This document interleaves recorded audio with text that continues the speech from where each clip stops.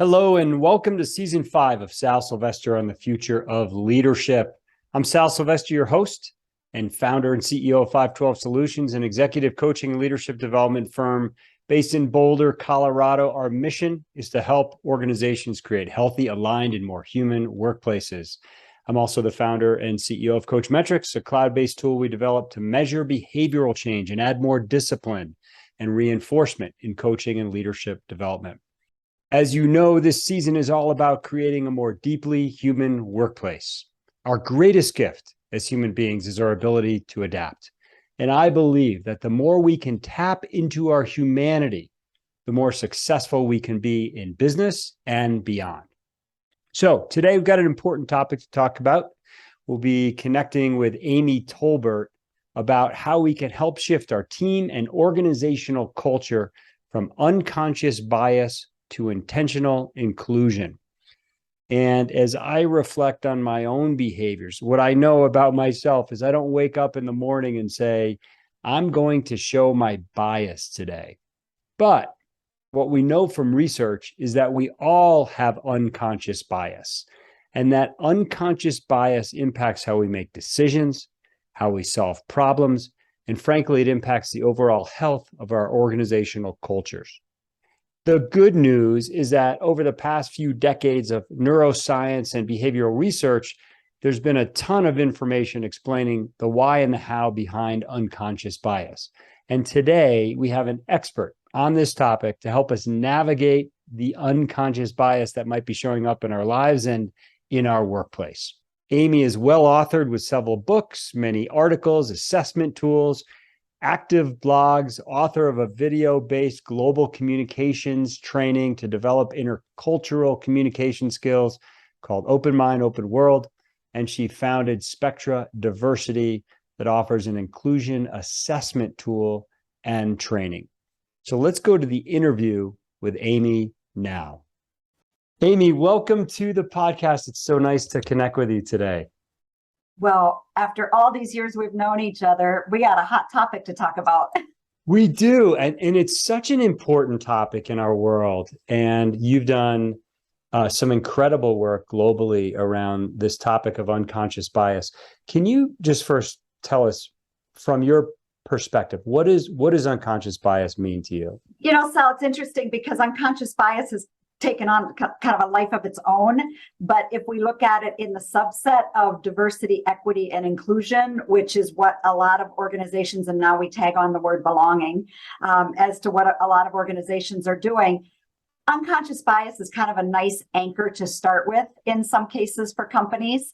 And our take on it is that bias isn't a switch. You don't turn it on and turn it off. It's also not a bad thing. It's not a switch, it's this journey, but it's not a bad thing. And I think it's gotten this label of being, I don't want to be biased. Well, we're humans and it's part of the human condition. So there's no way we can avoid it. And probably the number one issue in unconscious bias is the reluctance of people to even admit that they have it because they think, that means that it's kind of like the word prejudice. And stereotypes, big, bad, ugly words, but they're all part of who we are. Prejudice is nothing more than prejudging, right? Bias is things or categorizations that our brain has to make. So it comes from a place of like helping us speed up decisions or survive, or like it absolutely. It actually, there's a neuroscience aspect to it. It is. Yeah, it is. So from a neuroscience perspective, if you think of it as the brain stem, the lizard brain, the reptilian brain, that's the part where we jump right into something happens and we decide, are we going to fight, flight, or freeze? And it's very primal. That part of the brainstem, the neurologist would tell you, it hasn't evolved. So it's still kind of giving us that good, bad, right or wrong response, when really in today's world, we're living in this area of grays. I mean, we're not stepping out of the cave anymore going, is that saber-toothed tiger going to get me? Danger, no, or am I going to survive today because I have to go hunt the food? It's not like that, but that part of the brain hasn't evolved yet. So what's happening is it gets this initial response, data comes into us, the reptilian brain kind of decides, okay, bam, I'm going to put it up into the emotional center, which is where the amygdala and the hippocampus reside, right here in the center brain. It's about the size of the fist, right between the ears. And that's what determines judgment around it. And so we get into, and we call it the amygdala hijack, where you've been hijacked and you're no longer really in control of your emotion. And if people say, oh, that doesn't happen to me, I'm in control. Well, think of the last time you had road rage. Right. Right. Exactly. You went from a perfectly fine, beautiful day to crazy person going, how did that happen? And that's because we got hijacked by our amygdala, and we call it the triggers. And the triggers oftentimes will be the things that when it jumps in and gives us that initial response, then we cannot have a rational thought for somewhere between 15, ready for this, 15 and 20 minutes. Interesting. Because it dumps it dumps those natural drugs into our system. Yes. And it takes time for that to be flushed out. So we can do things to speed it up. We can walk around, we can road rage, pull over, get out of the car, take a deep breath, drink some water, ways that we can help flush that out. But that's why we get into blurting something out and then saying, ooh, did I actually? Yes. Yes. Yeah. So a couple reflections here. First, I'm finding myself just a little bit more at ease with the subject when you said it's not a bad thing. It's part of the human condition. Right. And we all have bias. And so that gives me a little bit of just breathing room to say, okay, it's okay. And now you can work on it. Right. Yeah. And if we don't do that, what happens is we are falling prey to exactly the concept of unconscious bias, right? Because I'm not bad. I'm not, I don't see color. That's another one. I don't judge people. We all do. Of course you do. Of course we do. Yes. Yeah. So when we come to it as, okay, it's natural categorizations, then we can really dig down a little bit deeper and say, okay, what do I really think about that? Because when we make that initial judgment, and Sal, here's a really interesting thing too. Information coming out of the center brain up into the prefrontal cortex. This is where rational thinking happens. Only about 15%. Are you sitting down? I don't think you're sitting down. I'm standing. I'm standing up. Should I be sitting down? Yeah, you might want to sit down for this. Okay, I'm going to sit down. I'm going to brace myself on my standing desk here. 15% of what we do on a daily basis is actually conscious. Yes. We are running on autopilot all the time. So if I'm not clear as to what's driving my action, it shows up like microaggressions all over the place. And those are those little subtle comments that may be intentional most of the time. In my humble opinion, I think people are good at heart. And there is an unintentional consequence to some of those phrases or things. That psychological safety becomes at risk. Trust gets eroded. Mental health gets challenged. And we know that's a big thing in our very polarized society. Yes. I think bias is a great way to say, let's just look at acknowledging it, being present and pausing when we get triggered, and then decide at a rational level what action we want to take. So how deflating can it be when somebody says, where are you from? And they say, oh, California, but they have a heavy accent, pick any culture, Asian, they're Hispanic, but born and raised in the US. And they're like, no, I mean, where are you really from? And it's like, I'm from California. It's like, they may have been raised bilingually, whatever that situation is, but we're flying flying around those kinds of phrases in everyday business. And it causes people to either be included or excluded. And I think that's the really big key message for leaders here, is that all the action and that unawareness, when that bias is at play, if it's still unconscious, okay, then I can't decide if I want to include or exclude people. My behavior is just doing it. Mm-hmm. So I think it's kind of a little bit of an interesting conundrum. What do I do about something that I'm unaware of? Like, how do I become aware of that? Yeah. Well, the fact that 15% of what we do is conscious, like that, I mean, that's a really small number. It doesn't surprise me, just because I read your white paper and I've seen some of the research around this. And sometimes I'll drive home from work or from wherever, and I don't even remember the drive, because I'm sure I was doing it unconsciously or had my mind somewhere else. So I can imagine how that impacts all of our behaviors. And like, my mind goes to, in a leadership perspective, how does it impact our dynamics at work? And how does it impact what happens in meetings and how we make decisions and solve problems and the health of our organizations? You talk about, let's stay there, if you don't mind staying there for a second, because I think it's a great question to ask. You drive home automatically, you're in a meeting. Who are your go-to people that you normally ask for input? Who are those that are speaking that get discounted unintentionally? But from a leader perspective, we have to be accountable for our own behavior. You know, I didn't mean it when I said I wanted to dance on your grave. It's just a phrase. Right. You know, we have to hold ourselves accountable, because my intent isn't what I'm measured on. My impact is. Yes. But what do I hold myself accountable for? My intent. We as human beings spend more time kind of defending. Oh, I didn't mean anything. Oh, don't take it the wrong way. Oh, I know these are sensitive times. What?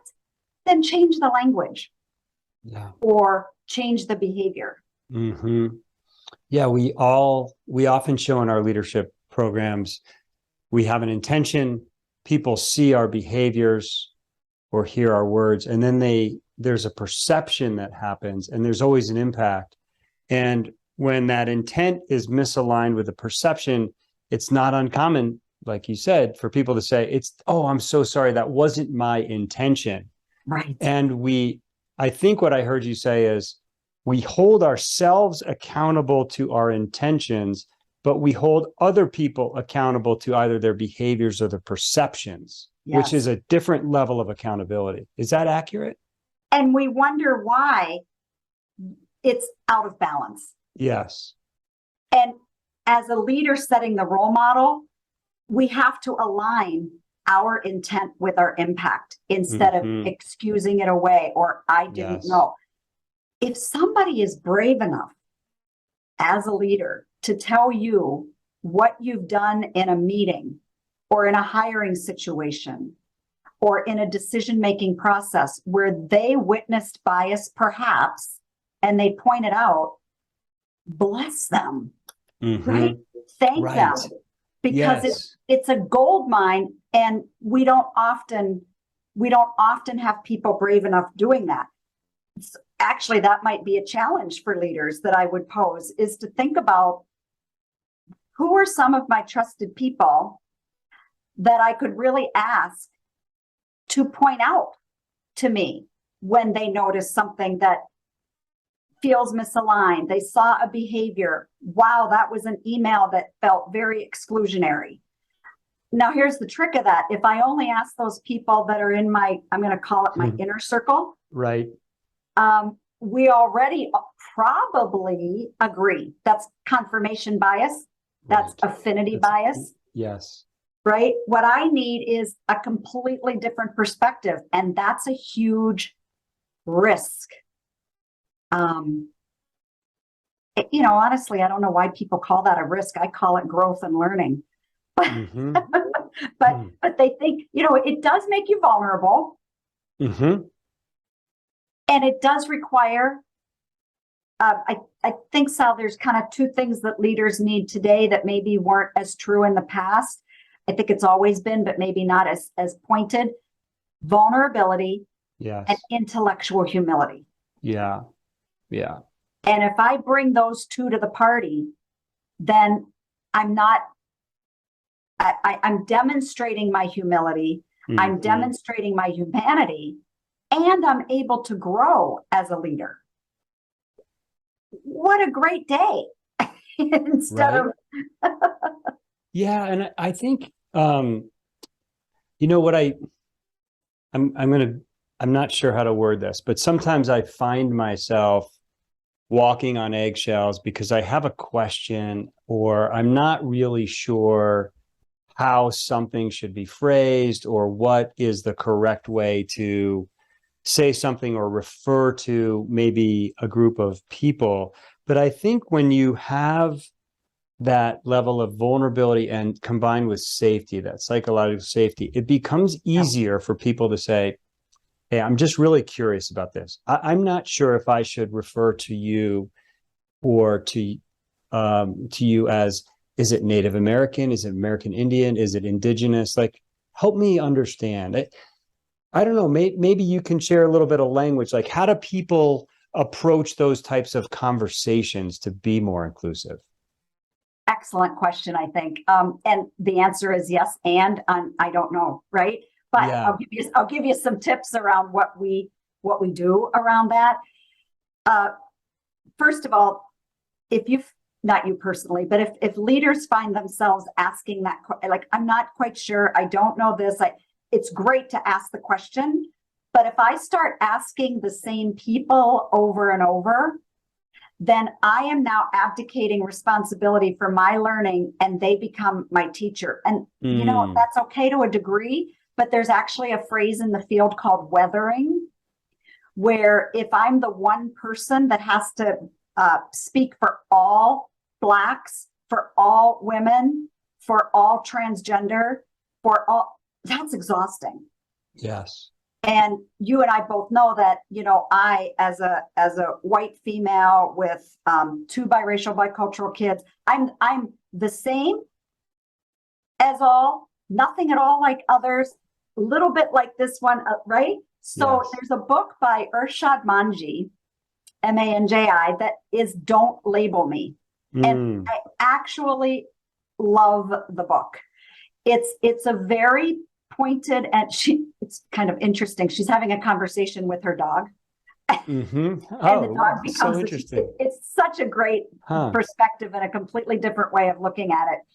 And the dog teaches her a lot. And it's fascinating to look at how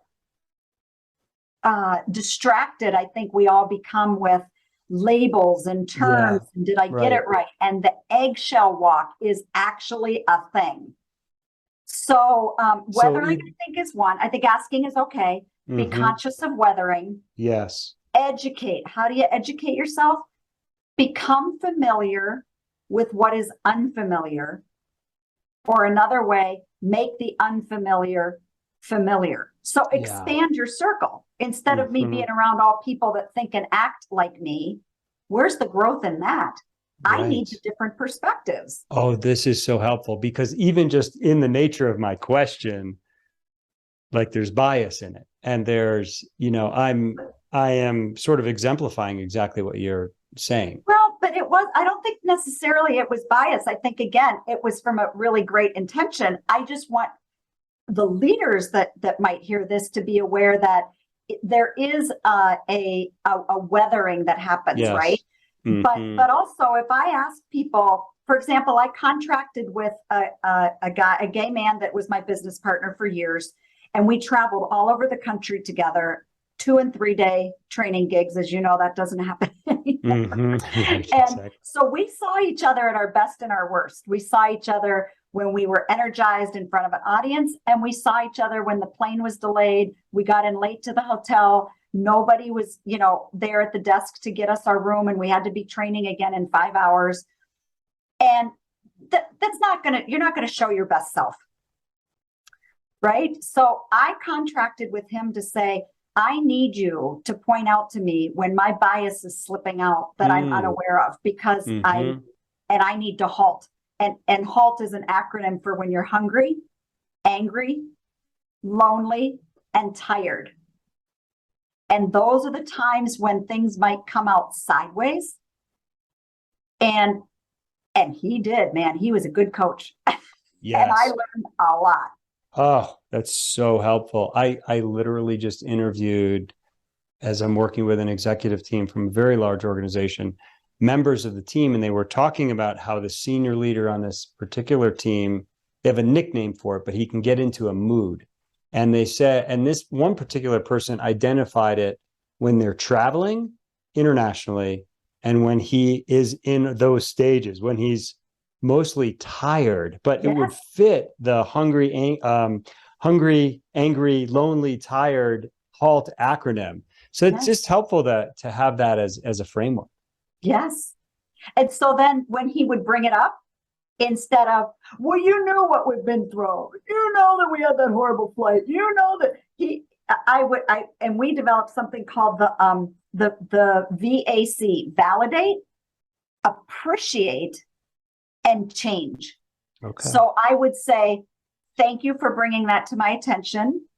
I really appreciate you letting me know, because I was in a really fiery state. So what I'm going to do differently next time is what my change is. So the VAC, validate, appreciate, and change. Because if you don't do that, they're not going to tell you anything truthful again. Right. Yeah. And you really, and that takes it beyond thank you. And it probably moves you beyond maybe a defensive response mechanism. Exactly. Yeah. You know, you can't hold gratitude and fear at the same time in the brain. At the same time. Right. It's hard to do both, isn't it? Yep. Or you just can't do both. You can't. Yeah. And you know, all in all, be curious. Leaders today, I would encourage you to just be curious about anything and everything around you, because we can't hold curiosity and judgment at the same time. Curiosity is arrows in, like come teach me. Judgment is arrows out. Yes. And the two can't really coexist. So curiosity is a fantastic way to think about. I love that. Moving forward and growing in this space, because we're all going to step in it. There's no doubt. Yeah. And it's a good way to put it. And just simply by starting a conversation like, hey, I'm curious about X, Y, and Z. Exactly. Is a very open way to approach a conversation, a more inclusive way. Yes. Yeah. Yes. Amy, I can't help but just to sort of go back to your point around confirmation bias, and we need to have different perspectives. We need to expand the people who we surround ourselves with, our circle. And it just seems like today we are living in such a politically charged world, and you can watch Fox News, and then you can watch the same exact story on CNN or MSNBC and get a completely different vantage point. But and not getting political here, but whatever side you're on, if you're on a side, like if you're only surrounding yourself by people who have those same beliefs, and you're only watching the same news channel, and you're only listening to the same talk radio, you're never going to expand your thinking and have your own point of view.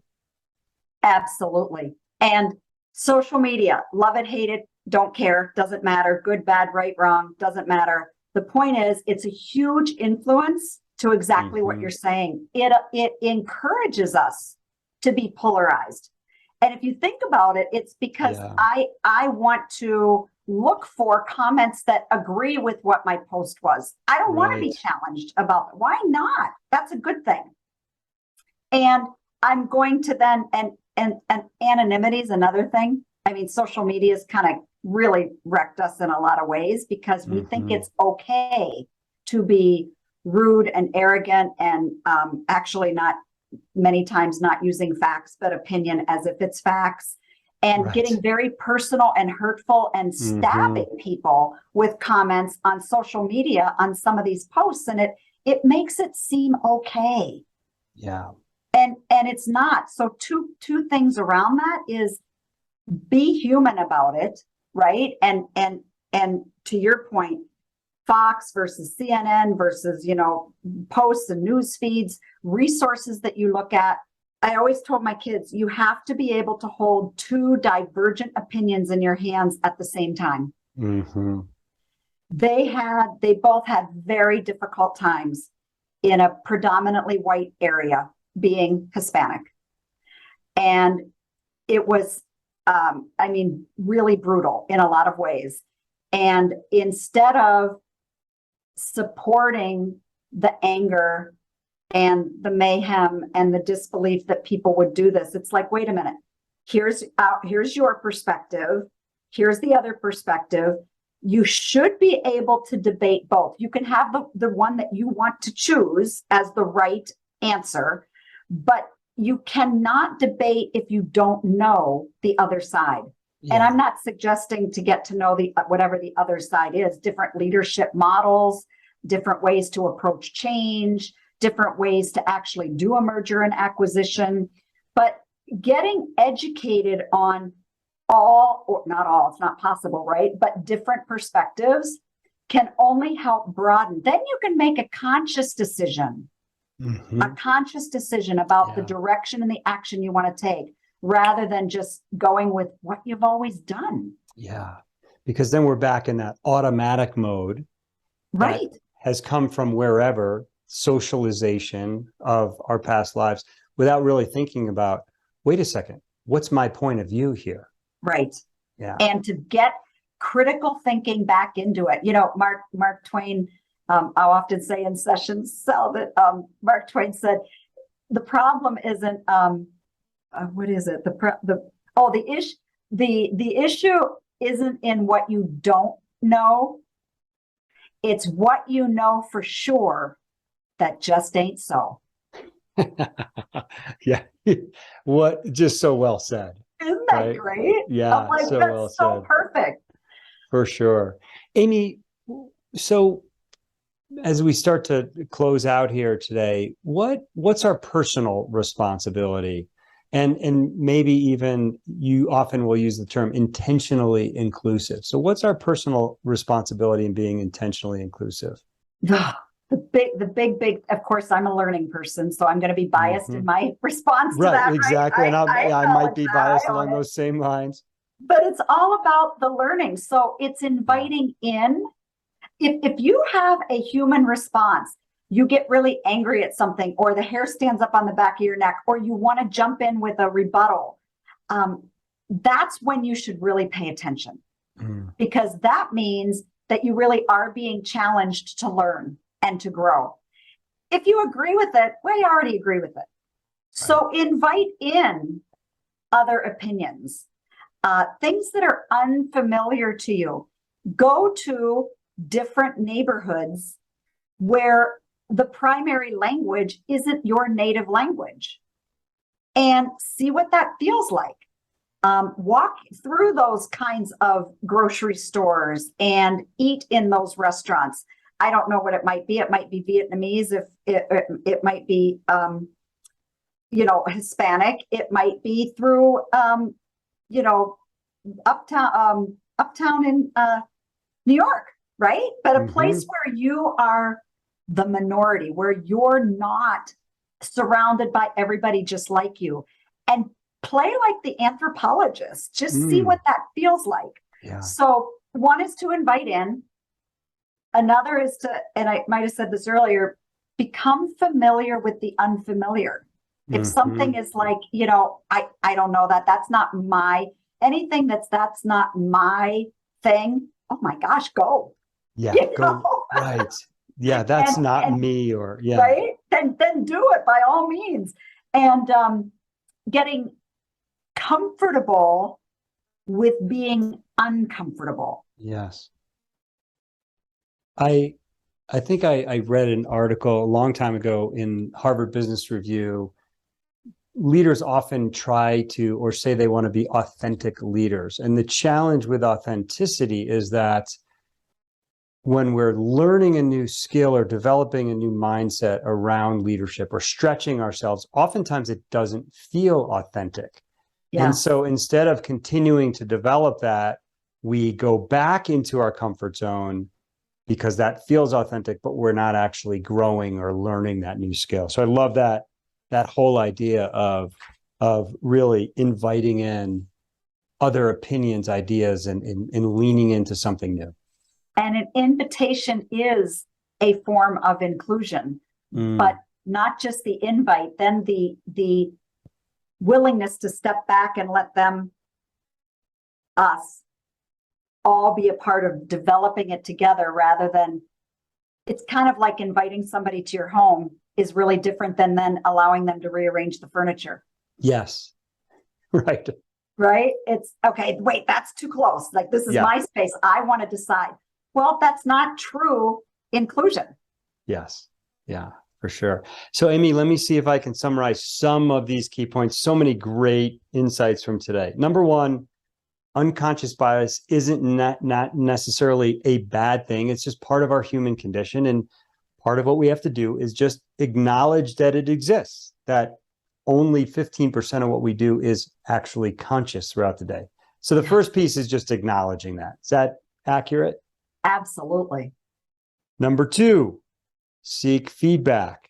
Ask people to point out where there might be some bias in how you're acting, if you will. And this idea of avoiding confirmation bias, where we seek the same perspective all the time, is really key. We have to expand our network, expand our perspectives, think more with intellectual humility, and it also requires vulnerability.